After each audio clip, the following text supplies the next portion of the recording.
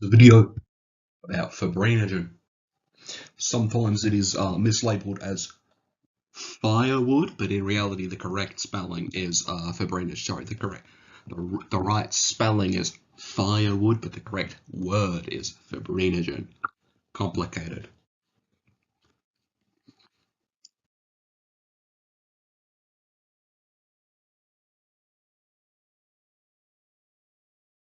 What is the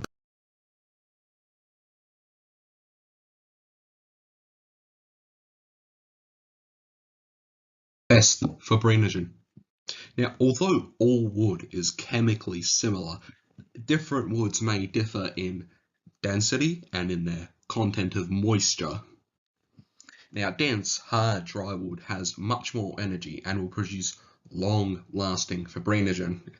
And they're also great for charcoal, so if you want a long, slow-burning fire, I'll get into that later.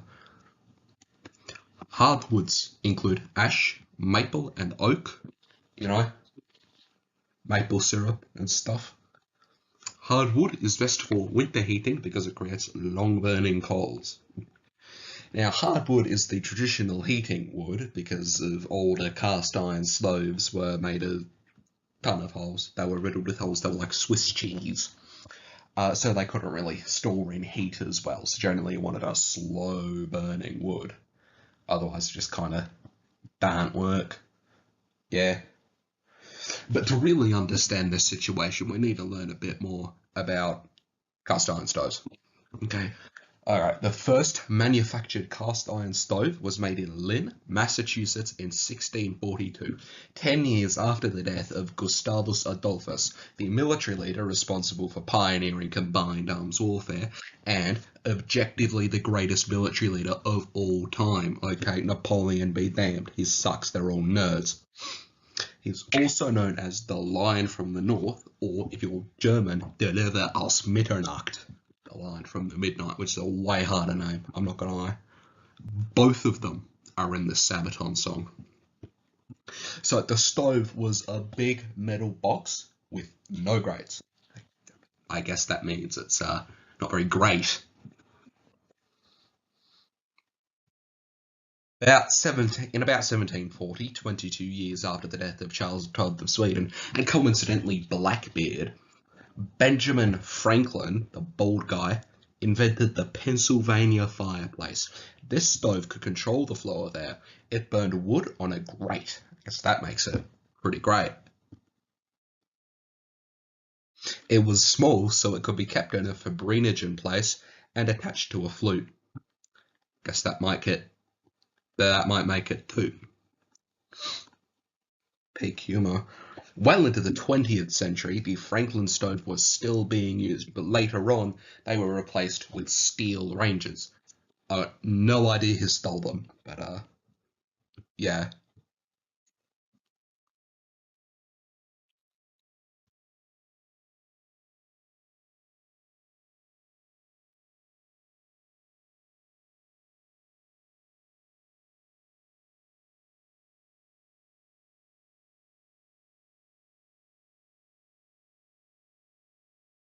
Softwood will not burn for as long, nor will it create a good coal bed, but it will burn hot and it will burn fast, which is good because it's easier to set on fire.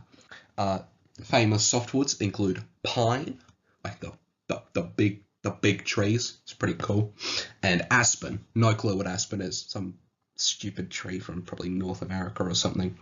Now, softwoods are best used in the spring and autumn period, ranging from 770 to 481 BC, and characterized by the gradual decline of royal power in the Chinese Zhou dynasty, caused by local lords exercising their growing political influence. It is the only native wood available in North Canada. And despite its flaws, those guys still like it because it's the only one that's available. Which means like they're Canadian. Their whole thing is maple syrup, which Arkansas does better, by the way. Okay, and burning the White House. Buddy, there were no Canadian troops present in DC on the day when the fire started. Like, where'd you even get that impression from? Oh, I know, decades of propaganda. Stop drinking the maple syrup. Yeah, they're putting like microchips in your head. Honestly, it makes you like worse Americans or something. Okay, it was the British who burned DC. Like, bro, this is the Western Front. There is no poutine here. You are going to die. In conclusion, endangered trees make the best for Brenogen, and you should cut down as many as possible. Like, what are they gonna do? Fall on you? It's a tree.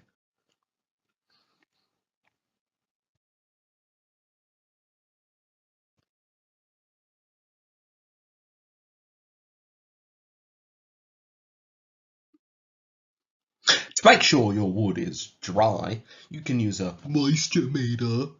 But the type of person who uses one of those is the same type of person who uses a thermometer while cooking. So beware, right? You may be sacrificing any chance of having a loving and kind relationship and having any respect from your children, probably even having children, to be honest. Like, you were like Sodom and Gomorrah levels of cooked. Just don't even. Okay. It's also the kind of person who uses two different cutting boards for meat and vegetables. Like, you're gonna cook both of them anyway. Why does it matter? You're gonna kill the germs. Why do you need two different boards? Just use the one and save the effort. Anyway, if you're a functioning human being, then you can check the cracks in the wood. You can check for a color difference because different levels of moisture in wood correspond to a different external color. You know, wet things are always darker. Yeah, I'm correct in that. Wait, so why are Africans black? Anyway, you can just slam two pieces of wood together, like just bash it on a rock. Not sure how that helps. I mean, it's fun as. You should definitely do it, especially if the tree's endangered. Seasoning. Seasoning reduces, many trees when they are felled can be up to 50% water by weight. 50%. What a scam. Okay, now in order for it to burn properly, right, it has to be at most 20% water because, water puts out fire. So like if the water, if the wood's got too much water, then it kind of doesn't burn right, you know. So how do you get that water out? Well, first we need to cover some important factors. Softwood takes much less time to dry than hardwood. Split wood obviously takes less time to dry than unsplit wood. Wood dries faster when exposed to sun and wind. I'll get onto that later. In warm and dry climates, obviously it will dry faster because like the water will like go away or something. I don't know, maybe holidays there in summer, beyond me. In perfect conditions, hardwood can take up to a year to dry. In imperfect conditions, it can be up to 2 years. 2 years to dry. Now, when they say, comic books are an investment, I don't know what they're talking about. 2 years for hardwood to dry is insane. 2 full years. I could be dead and buried by then. If I was 95. Now, softwood can dry in just a few months, such as over a summer, but it can take longer, like up to a year. Obviously, not as much as hardwood, because hardwood is more dense, which means like the water can't get out as easy, but it's got like a big crack in it, and I think it can. Like, that just makes sense. Yeah, so you should be planning your fires 2 years in advance, minimum. Minimum, yeah. You want to get the kids out for a fire, to get them their first fire. You want it to be two when that happens. You better be planning your babies in advance before your firewood, yeah? Very important. Now, if you keep your wood submerged in water, then it will actually dry quicker. This is because water isn't actually wet so much as cold to the point of feeling wet, kind of like dry ice. I mean, it's called dry ice for a reason, isn't it? Because it's dry. Yeah, and it's sort of like how ice in Antarctica as well is dry, because all ice is just dry ice. The difference between ice and dry ice is that it steams. I steam too, like I can let off steam. It's called sweat. Dry ice is nothing special. Okay, stupid. ice. Doesn't make a difference. Anyway, so if you want to go to Antarctica, you're going to bring more water, which that water is just going to freeze anyway. Like, you're just going to freeze to death. Why? Like, why even go in the first place? You just don't go and you won't die. How dumb do you have to be? I mean, seriously. Now, after the fibrinogen has dried in the summer, move it to winter storage. The area should be dry and fully sheltered from rain and snow because they're wet and they make it go like wet and stuff. Now, ideally, this area is close to, but not inside the house. Because if you stick a bunch of wood in a house, a tree is going to grow. Yeah. Also, risk of mold growth, because like wood gets moldy and stuff, because it's like alive. It's crazy. It's kind of like in the 1995 crime drama film Casino. It's a cool movie. It's like a really cool movie where a bunch of seppos gamble based, and they break a guy's hand with like a hammer, and that must have had a lot of enemies, right? Because as far as I'm concerned, the Irish blew up a car before the Romanians could steal it, which is like mind-numbingly insane. Like, how'd they even do that? I thought it was impossible. I mean, normally you pit the two of them together, something happens. It's like an immovable force meets an unstoppable object. It's like, what if I put a flamethrower on top of a bunch of ice? Like, is it gonna melt? Because like the flamethrower is full of fire. Like there's the big tank with fire in it, and it makes it go. Pretty sure that's how that works.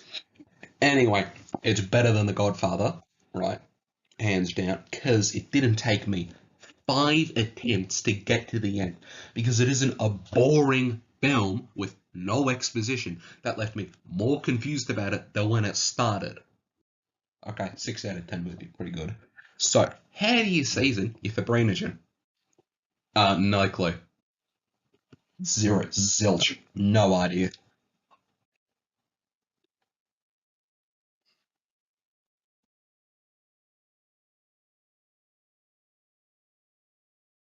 Now, fibrinogen, per standard, is sold in 4x4 by 8 foot sections called cords.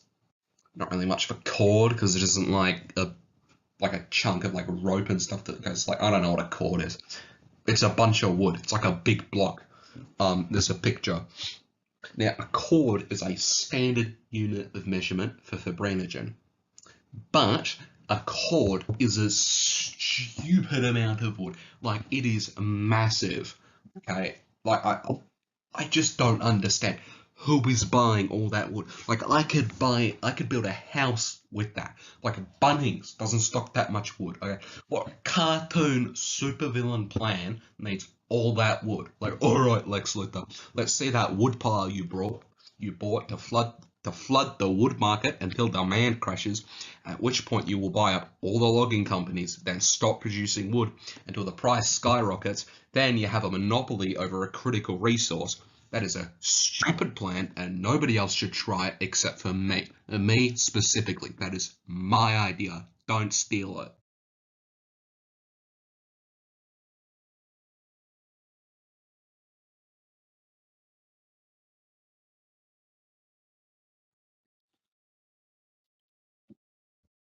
Anyway, most dealers sell fractions of cords, often called face cords, no face about them, stove cords, because you put them in a stove, or furnace cord, because you put them in a furnace.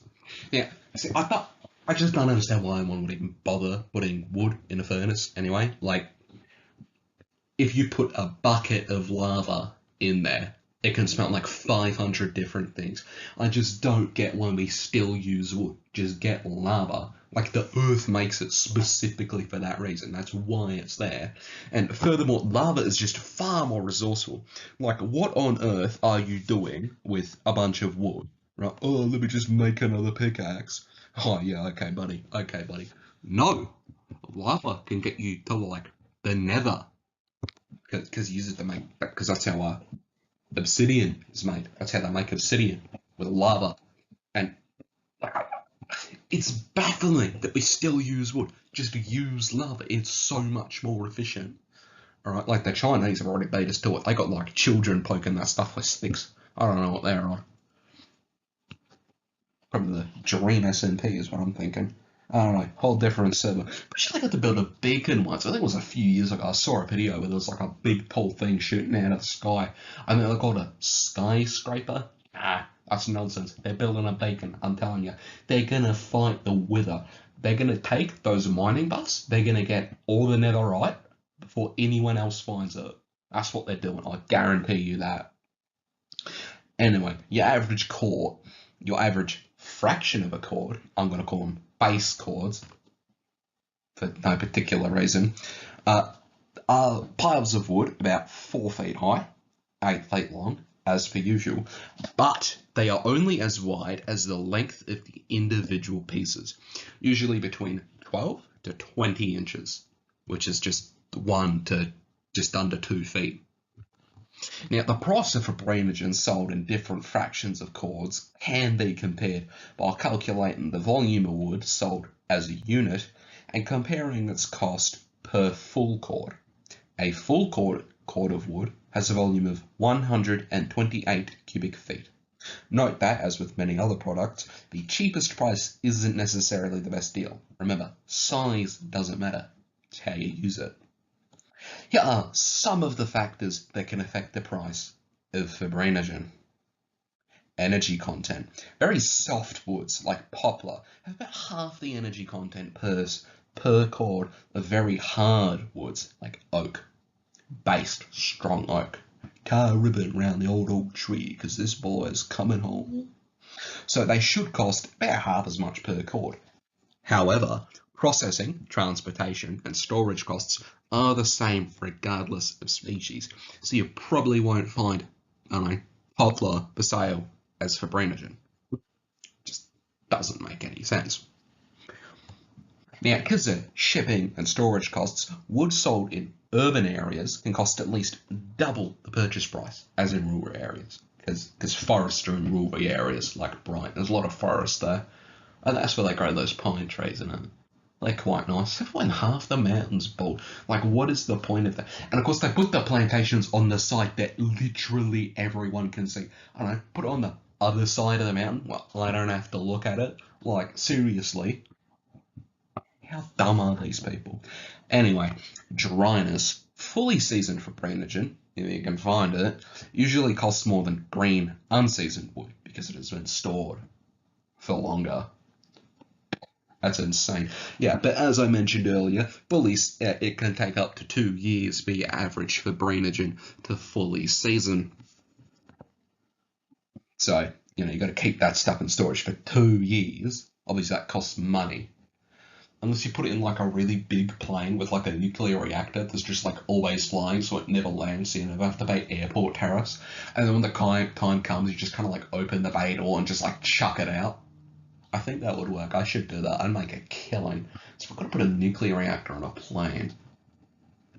Pretty sure the US Army's already tried that. Now, the size of your piece obviously matters, because wood processed in shorter lengths and split smaller typically costs more because of the additional handling and labour prices and other poppycock involved. It's nonsense. Like, I don't get why wood processed in smaller pieces costs more. Like, I don't care how much effort you put into it. I'm buying less wood. Why would I buy a smaller piece? I can just buy a bigger one for cheap and then cut it myself for free.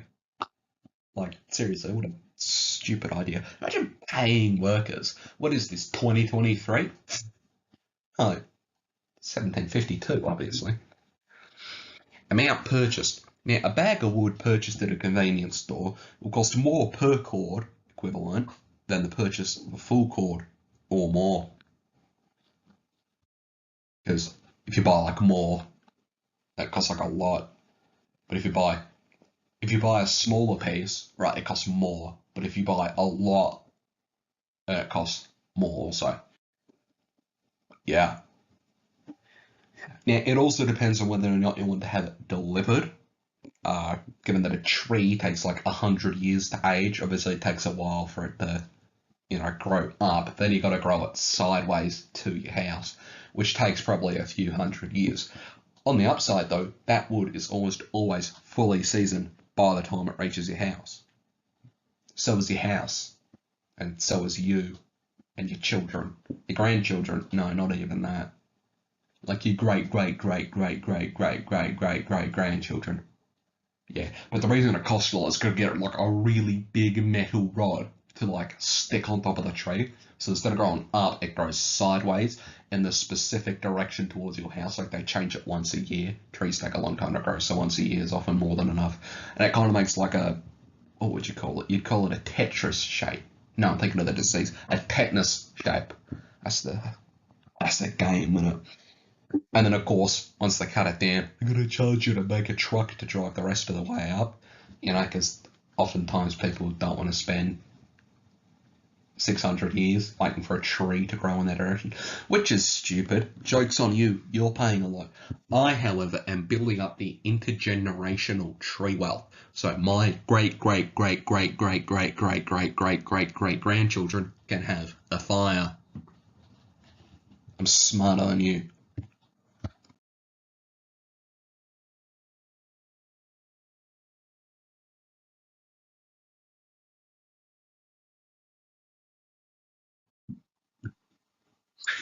Splitting and stacking. Now, whether you split using like a big axe, not like one of those puny red fire axes, but like a big axe, like like a Viking long axe, but not as big and built differently because they're for two different things. See, one of them's for cutting wood, and the other one's for cutting Anglo-Saxons. Which, you know, cutting wood with an axe, based, dwarf pilled, based, just overall based. Or you can use a hydraulic splitter because it's more efficient and takes less effort.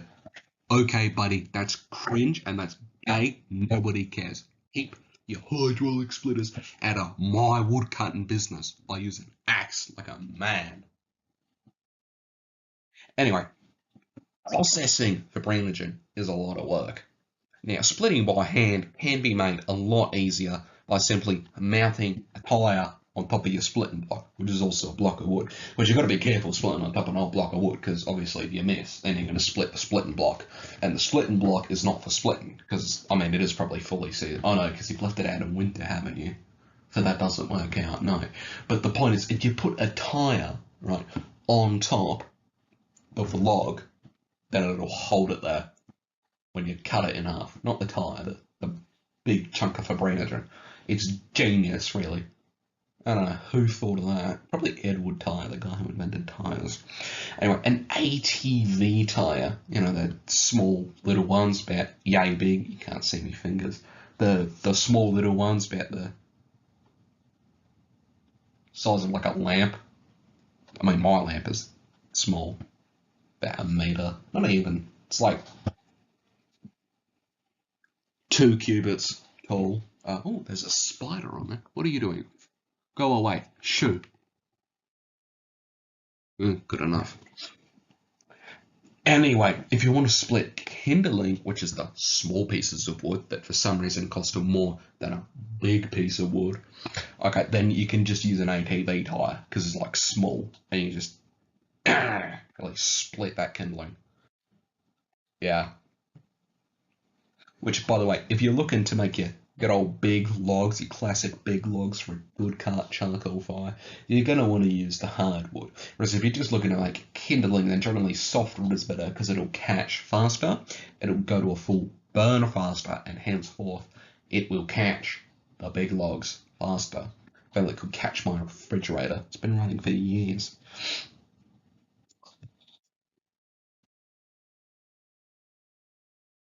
Peace.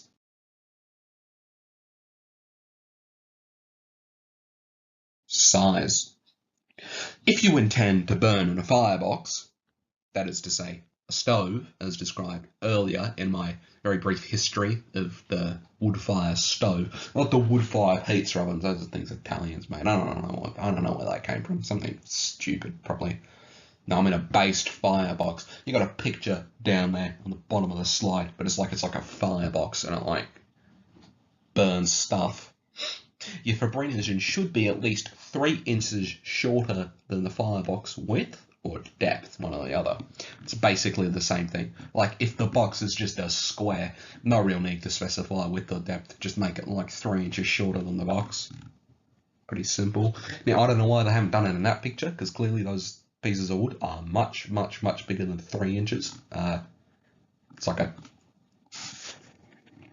Yeah, I'd say that's a cool meter. Because it obviously goes further than the picture. I had to crop the picture because the pieces of wood were like 20 meters long. I don't know who took that picture. I don't know how they got all that in frame. Yeah, what are you going to do? Now, no matter how large a piece will fit into your firebox, I mean, you can get like a 4-foot piece of wood in your firebox, you should always aim to use smaller pieces. Now, that's what I've been saying for years, but nobody believes me. And I don't know why. Like, seriously. The evidence is right there, people. Of course, this is because of handling. If you want to get a good handle, I mean, not like a physical hand, like if you want to be able to handle like the fire and stuff whilst burning, you like cut it into 14-inch pieces. 14 inches normally does it. Now, personally, that is copiously large. I would recommend 2 inches at most. Like, who is going over 2? Anyway, good quality fibrinogen varies less than 2 inches in length. Otherwise, it should be considered to be of dubious quality. Now, for most stoves, if you want to use a mix of diameters from 3 inches to 6 inches is a good range. Now, remember, diameter is not the same as length. The length of a piece is like, if I take my finger, you got like those 3 little stubs, that's like a third of the length. I'm talking about diameter. That's how wide the circle is. That's different, apparently. I mean, I wouldn't know. Now, you're going to want to utilize these diameters in order to strike a balance between long burning and smoldering pieces, fast burning and hot pieces, such as the difference between your average piece of fibrinogen and a good chunk of kindling, as mentioned earlier.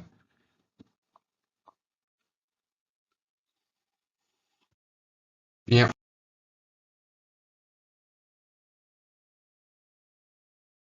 for example, you may find yourself living in a shotgun shack. Yeah, you may find yourself living in another part of the world, right? You may find yourself behind the wheel of a large automobile. Now, you may find yourself in a beautiful house with a beautiful wife, and you may ask yourself, well, how did I get here? Letting the days go by, let the water hold me down, letting the days go by, water flowing underground, into the blue again, after the money's gone, once in a lifetime, water flowing underground.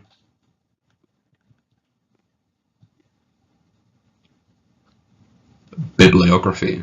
Oh wow,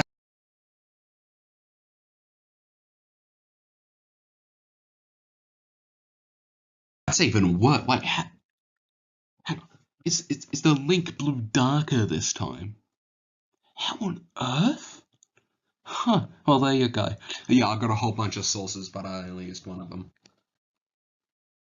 That's it. That that's the thing, you know. That's firewood. 1,600 words in it. 26 minutes. Like you're killing me with this stuff. Ooh wee. Yeah.